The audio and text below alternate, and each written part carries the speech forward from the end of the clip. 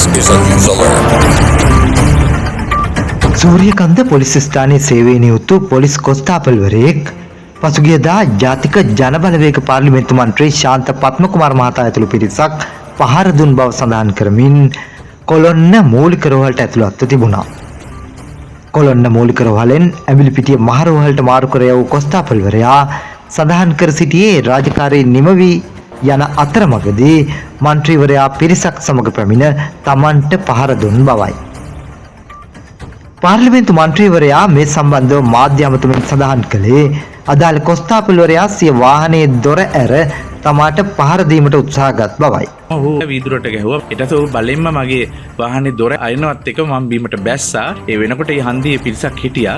ඒ පිරිස ටක් ගාලා ඇවිල්ලා ඔහු පැත්තකට කරලා මට වාහනේට නගින්න කිව්වා. මේ අතර රෝහල්ගතව සිටි කොස්තාපල්වරයා අද ඇඹිලිපිටිය කොට්ටාශ අපරාධ ආරක්ෂණය විසින් අත්අඩංගුවටගෙන ඇඹිලිපිටිය මහේස්ත්‍රාත් අධිකරණයට ඉදිරිපත් කරනු ලැබුවා. එහිදී ඔහු රුපියල් ලක්ෂ 2ක ශරීර අපමත මුදා හැරීමටයි ඇඹිලිපිටිය මහේස්ත්‍රාත්වරයා නියෝග කර තිබුණේ.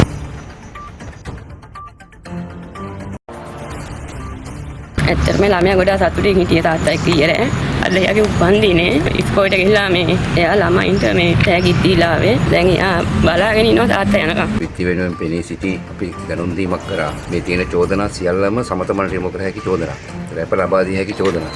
කියන කාරණේ විනිශ්චයකාරතුමා ඒ කරුණ සැලයට අරගෙන ඒ වගේම දෙපාර්ශ්ව වෙනුවෙන් පෙනී සිටින නීතිඥවරු ප්‍රකාශ කරා ඉදිරියේදී මේ සමතයක් කර ගැනීම සඳහා දෙපාර්ශ්වයම සම්බන්ධයෙන් කරුණු හොයලා බලලා උත්සුක වෙනවා කියන කාරණේ. ඒ කාරණය සැලයට අරගෙන මේ අවස්ථාවේ අපනෝදීමට තරම් ප්‍රමාණවත් හේතුවක් නොපෙනී යන බැවින් සැකකරුට ලක්ෂ 2ක ශරීරපයක් දීම කරා සැකකරුගේ අපකරු ළඟම ඥාතියෙක් විය යුතුයි කොන්දේසියක් පෙනෙනවා. මන්ත්‍රීතුමාට සහ ඔහු සමග වාහනයේ ගමන් කරගෙන තිදෙනාට එරෙහිව කරුණු වාර්තා කිරීමක් කරා මෙම ඉදිරිපත් කරපු සැකකරුට පහර දීම සහ සාපරාධී ය ගැනීම සම්බන්ධයෙන් තමයි නඩු දෙකම ජනවාරි 26 නැවත කැඳවීමක් කරනවා. News One Lanka Facebook පිටුව followers 5000 පසු කළා.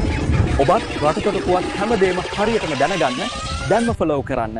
දැන් News One Lanka Facebook, WhatsApp, Instagram සහ TikTok සමාජ මාධ්‍ය තුලින් ඔබට වඩාත් සමීපයි. දැන්ම follow කරන්න. රටතොට පුවත් දැන් ඇසුරු සැනින් ඔබ වෙත. News One Lanka today. True is soon.